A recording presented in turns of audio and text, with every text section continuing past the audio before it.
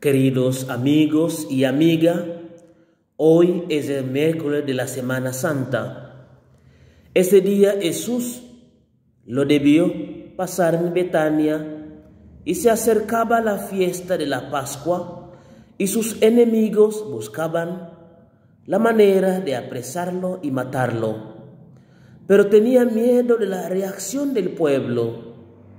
Y cuando leemos el Evangelio de San Marcos, capítulo 14, versículo 10 a 11, como Judá fue a ver los sumos sacerdotes para entregárselo, así entonces podamos llamar a este miércoles como el día de la traición.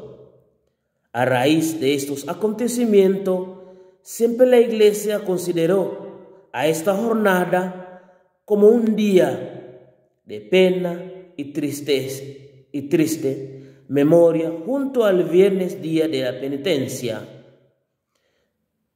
Que ese día de miércoles hacemos un propósito de leer el pasaje de la pasión de nuestro Señor Jesucristo según San Lucas, para contemplar ese acontecimiento más grande.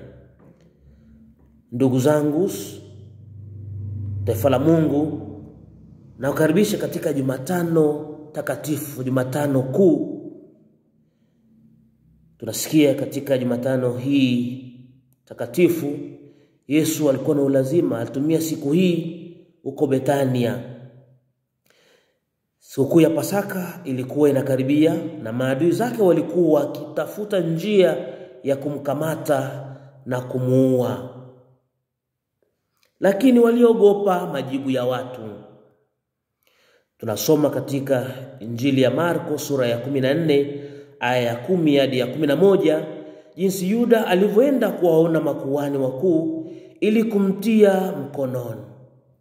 Hivyo basi tunaweza kuita Jumatano hii siku ya usaliti. Kufuatia matukio haya, kanisa daima linazingatia siku hii kwa siku ya huzuni na kumbukumbu ya huzuni, na pamoja na Ijumaa siku ya toba.